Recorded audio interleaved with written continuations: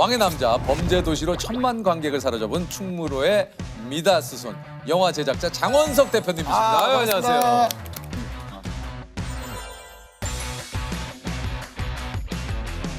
소개 좀 해주시죠. 네, 저는 영화 드라마 제작하는 BA 엔터테인먼트의 대표 장원석이라고 합니다. 넥 주변이 뻘겋게 지금. 아 그래요? 네. 네. 이건 뭐, 이거 뭐 어쩔 수 없어요. 네 어쩔 수 이거 없습니다. 뭐 내가 어떻게 컨트롤할 수 없는 거예요. 네, 그렇죠. 그리고 이 영화를 제작한다라고는 이제 대충 알지만 도대체 어떤 일들을 좀 하시는지. 시나리오 개발부터 개봉까지 거의 모든 일을 총괄하는 일을 하고 있고요. 그렇죠. 쉽게 생각하면 제작비, 돈과 관련된 돈을 끌어오고. 네, 돈과 관련된 일은 거의 다 제가 관여를 하고 있고 배우분들이랑 같이 시나리오 기획해서 이런 이야기를 하자 그래서 시나리오를 개발하고 감독님 섭외하고 주인공을 어떤 분으로 할까 거기까지를 패키징이라고 하거든요. 보통 패키징을 하고 나면 이제 투자를 유치하고 나면은 스텝진들을 어떻게 구성하고 개봉 일정 정해서 개봉하는 뭐 그런 일을 하고 있습니다.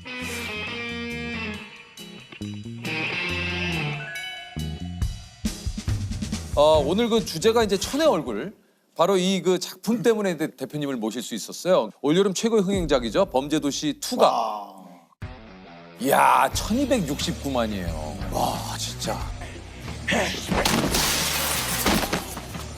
마동석 형님의 그 이제 압도적인 어떤 그 피지컬에서 나오는 어떤 그 좀 시원함을 느끼는 네, 그런 씬들이 이게 좀 굉장히 진짜 카타르시스를 좀 느끼게 돼요. 맞아요. 우리나라식의 약간 그 히어로물 네네네네. 이렇게 잘 될 줄 아셨습니까? 정말 저희 관련된 모든 사람이 1000만 넘을 거라고 상상도 못했습니다. 업계에서도 많은 응원을 좀 받았다고 그래요. 네, 저희가 이제 코로나 시작되고 나서 사실 너무 잘 아시지만 관객 수가 급감했거든요. 급감했죠. 네, 마이너스 70%에서 마이너스 90%까지 사실 산업적으로 보면 거의 붕괴 직전까지 갔었습니다. 맞아요.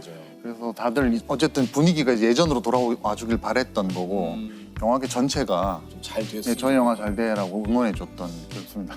1000만 관객 넘었을 때 장희수 역의 박주환 씨가 그렇게 기뻐했다고요. 네, 왜 이렇게 기뻐하신 거예요? 그게 이제 좀 모르실 수도 있는데 1000만을 넘으면 주연 배우는 황금 왕관이 뜹니다. 오른쪽에. 예. 아 그래요? 네, 조연 배우는 실버 왕관이 뜹니다. 마동석 형님도 같이 여기에 조금 제작자로 참여를 하신 거예요. 맞습니다. 예. 새벽에도 뭐 통화를 자주 하셨다고. 새벽에 이제 문자가 자주 오시죠. 급한 일 있으면 전화도 오시는데 뭐 그냥 아이디어 뱅크예요. 24시간 영화만 26시간 영화 생각하시는 거예요. 정말. 그러다 보니까 새벽에 막 생각나면 이렇게 하자 저렇게 하자 다음 진행을 이렇게 하자 저렇게 하자 이런 얘기를 진짜 아이디어가. 근데 이제 진짜. 이런 것들이 이제 흥행이 잘 되면은 이제 사실 미담으로 도는데 네. 이게 좀 흥행이 이게 좀 뭐 성적이 좀 좋지 않으면 이런 것들이 또 괴롭히는 스타일이 아니에요. 뭐 답이 없다고 짜증을 내거나 전화를 안 받는다고 짜증을 내거나 그런 스타일은 절대 아닙니다. 정말. 동석이 형님. 예, 정말 그런 스타일 아닙니다. 예. 그런 스타일도 있으신데 다른 분들은 근데 예, 마동석 선배님은 그러진 않아요. 그럼 보통 몇 시에 주무세요? 보통 1, 2시에 잡니다. 3시, 4시면 한참 잘 텐데. 그래서 아침에 하긴 하죠. 그럼 됐다. 예, 그럼 제가 됐다. 뭐 우리 오해가 당연히- 풀렸습니다. 당연히 뭐 깨서 하긴 네, 하고 오해가 풀렸어요. 그런 거 아니에요. 예. 새벽 4시, 3시에 마동석 형님 보내신다고 보내시면 답을 확인하는 게 하긴 아니니까. 절대. 그럼 됐지. 그럼 아침에 됐어. 확인하고 예. 답을 하죠. 예. 5대5로 나눌까? 누가 오야? 혼자야? 아직 싱글이야.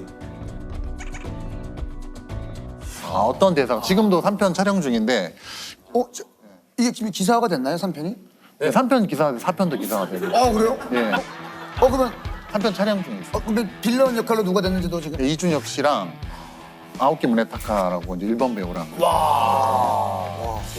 아니 이게 이제 제작한 영화 중에 신의 한 수라고 생각하는 캐스팅이 있다면은 이 편에서 또 강혜상 역할에 손석구 씨도 예. 업계에서도 그런 평가를 해주시고요. 손석구 씨도 대표님 추천으로 이제 그 캐스팅이 되신 거라고요. 네. 근데 사운딩을 하니까 라이징 한다고 하더라고요. 그리고 여기저기 영화에서 이제 주인공을 하려고 막 제안을 했다. 우연의 일치인지 또 나의 해방 일지가 딱 그 마침 네. 사실 그런 것까지 우리가 알 수는 없잖아요. 그렇죠. 추억이에요.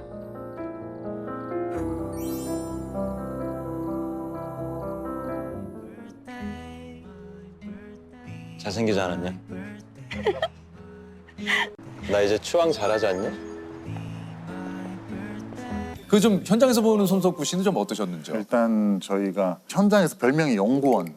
연구원. 네. 왜요? 계속 시나리오를 연구한다고.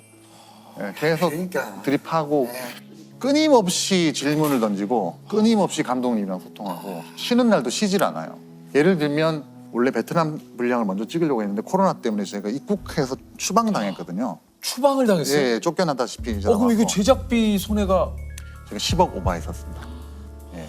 갔다가 넘어온 거죠. 손석구 씨까지 넘어갔다가 현지 영사관님이 지금 나가지 않으면 3주간 격리된다. 짐을 챙겨가지고 나온 거예요. 도저히 문이 안 열리는 거예요. 근데 이제 손석구 씨는 범죄도시 2를 위해 10kg를 증량을 했거든요. 그리고 태닝을 맞아. 베트남 현지에 있는 설정이라 그걸 계속 유지한 거예요. 몸과 피부 톤을 유지한다는 게 쉬운 일이 아니에요. 아니죠. 왜냐면 또 다음 또 이제 작품 또 작품도 스케줄이 있는 있고. 것이고, 예. 이제 한국 분량을 끝내고 이제 베트남 분량을 계속 저희가 고민하다가 아, 이대로는 안 되겠다. 그냥 한국에서 찍자. 아 그럼 거기 나오는 베트남 장면이 베트남에서 찍은 게 아니에요? 100% 한국에서 네, 찍었습니다. 한국이라고 하더라고요. 네. 배우분들이 출연하는 분량은 다 한국에서 찍었습니다. 그래 깡패들 반가워. 이 멀리 베트남까지 왔네. 그러니까 또 내가 이거 돌려주는 거 깜빡해버렸네. 소스를 찍어서 네. 와서 한국에서 찍은 인물과 합성을 한 거죠. 아니 근데 이게 다른 것보다 제작자 입장에서 10억의 손해를 안고 시작을 하는 이게 상당히 좀 부담이 많이 되셨을 것 같은데요. 어떻습니까? 그 10억의 손해. 네. 예. 없었으면 좋았을 일이 아닌가. 이왕이면 이게 BEP가 아니, 저희가 여쭤본 거는 이제 그 손해를 어느 정도 더 예. 훨씬 그러니까 상해를 하게 이렇게 했느냐. 제작자들의 첫 번째 총목표는 이제 BEP를 넘는 겁니다. 그렇죠. 이제 BP는 이제 손익분기점이죠. 손익분기점이죠. 그게 제일 중요하죠. 예. 근데 제작비가 높을수록 손익분기점이 높아지니까 그러니까. 만약에 저희가 그 10억을 쓰지 않았다면 BEP는 더 낮아졌겠죠. 낮아졌겠죠. 근데 결과적으로 범죄도시 2의 결과는 흥행 결과는 그런 게 이제 무의미한 정도로 그 손익분기점이 지금 범죄도시 2 같은 경우에는 어느 정도였습니까? 저희는 사실 200만이었습니다. 네. 5배를. 기본적으로 200만의 관객은 오셔야 손해는 안 보는 거고. 네. 아니 근데 원래 꿈은 뭐였습니까? 저 원래는 어렸을 때부터 영화 보는 걸 너무 좋아해가지고 영화 감독이 꿈이었습니다. 예. 학교도 그쪽으로 지원을 하신 건가요? 예, 중앙대 영화학과 95학번이에요. 아 진짜 중앙대 연극영화학과를 나오셨네요. 예, 연극학과 영화학과 나뉘어져 있는데 저는 영화학과 영화과를. 아 그때부터 영화 일을 시작하신 거예요. 학교 다니던 중에 저희가 현장에 투입될 어떤 기회가 생겨서 96년에 이제 박봉건 가출 사건이라는 영화 제작부 막내를 하면서 드디어 이제 영화계 본격적으로 발을 네, 들여놓으시고. 그렇습니다. 뭐 2학년 때 그렇게 되셨고. 저도 영화에 미쳐서 시작을 했죠. 예. 그때는 그 도제식이라고 해서 작품이 들어가야지 급여를 받았거든요. 작품이 들어가지 않으면 페이를 안 받았어요. 그 감독님 밑에서 연출부 생활을 해도 밥은 주는데 페이를 주지 않았어요. 임금을 주지 않았어요. 그래서 그렇게 작품 몇 작품이 엎어지다 보니까 너무 힘들더라고요. 타글세라고 하잖아요. 10만 원, 월 10만 원 내는 방에서 굶지 않으면 된다고 생각했어요. 굶지만 않으면 내가 하고 싶은 일을 할 거야 이런 생각을 했어요. 대표님 이름이 이제 본격적으로 알려지게 된 건 어떤 작품입니까? 제가 왕의 남자 제작 실장을 했는데 아 그때는 진짜 실장님. 네, 27살에. 네 그렇습니다. 야 이게 또 기방에만 있다. 아 이렇게 높은 곳에 올라와 보니 아랫도리가 다 시원하구나. 광대로 다시 만나 제대로 한번 맞춰보자. 이 왕의 남자 영화를 대표님이 제안을 하셨다고 그래요? 네, 그게 제작 실장이라고 해서 절대 이름이 알려지진 않는데 저희 영화가 700만 넘었을 때 주연인 가무성 선배님이 모 매체랑 인터뷰를 하면서 왕의 남자 흥행의 7가지 이유. 근데 보통 이준익 감독님 뭐 이런 식이거든요. 근데 거기 1번으로 저를 뽑으셨어요. 그 이유가 제가 이제 연극 1을 보고 영화 제안했기 때문에 이 영화가 있는 게 아니냐 그렇게 이제 좀 띄워주셔가지고 저로서는 너무 과분했는데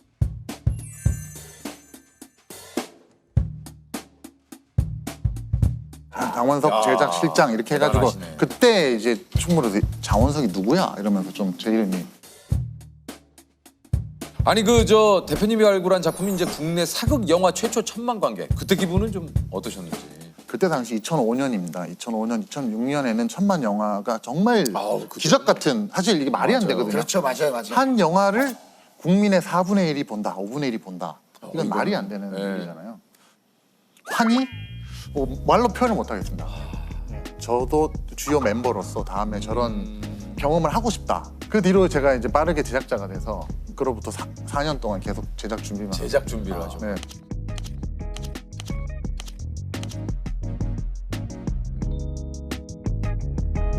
이게 이제 그 대표님만의 작품 고르는 기준이 또 있을 것 같아요. 일단 저는 제가 읽었을 때 재밌으면은 그걸 영화하려고 지금 시도를 하고, 결정적으로 저는 예비 관객분들, 일반인들께 한 40명 이상 시나리오를 읽히고 객관적으로 평가하는 어떤 그 점수가 있습니다. 그 시스템이라는 게 있거든요. 그분들은 뭐 늘 아는 지인들입니까? 아니면 아닙니다. 전혀 불특정 다수. 예. 20대 몇 명, 뭐 30대 몇 명, 40대 몇 명, 직장인, 대학생 이런 식으로 영화관을 구성하는 관람객 수준과 비슷하게 영화일을 절대 하지 않는 분들, 심지어는 시나리오라는 걸 한 번도 읽어보지 않은 분들, 그런 분들께 이제 그런 분들께 읽어봐 주십시오 하고 이제 평가를 받는 거죠. 많은 분들이 재밌는 대본이라고 인정해 줬을 때 저는 제작에 들어가고 있습니다. 예. 제작자의 제일 큰 목 중에 하나가 책임을 지는 일인데, 작품 같이 준비하는 사람들이 이걸 메이드 되기 바라는 그 심정이 제일 저한테는 큰 중압감이에요. 예. 누군가는 인생을 진짜 겁니다. 개봉 시기에는 피가 말라요. 집 앞에 서포가 와요. 근데 이게 폭탄일 수도 있고 내가 바라는 선물일 수도 있어. 그 딱 두 가지 가능성이 있어요. 그러면은 안 뜯을 수 있냐? 무조건 뜯어야 돼. 개봉일이 정해지면 포장지를 딱 뜯어봐야지 이게 폭탄인지 선물인지 알잖아요. 그게 개봉을 앞둔 어떤 우리의 심정이라고 해야 되나? 손익분기점을 넘겨야 된다는 중압감. 많은 사람들이 피와 땀, 이게 어떤 다른 상징이잖아요. 그런 것들이 있으니까 좀 버티는 게 아닌가 저는. 네.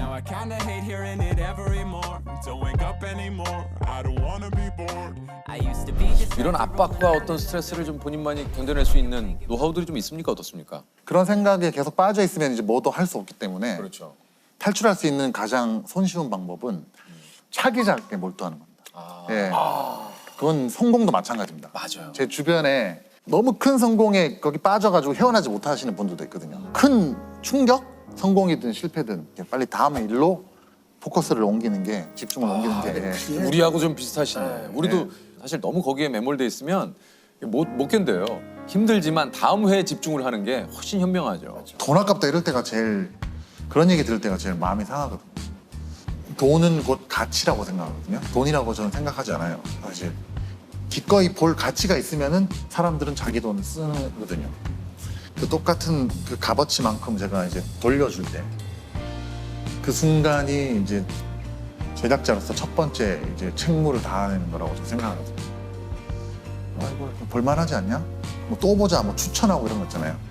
그거는 기꺼이 그 관객분들이 가치를 획득한 거니까, 네. 관객분들이 보시고 만족하는 영화, 돈이 아깝지 않는 영화, 그런 영화를 만들고 싶습니다.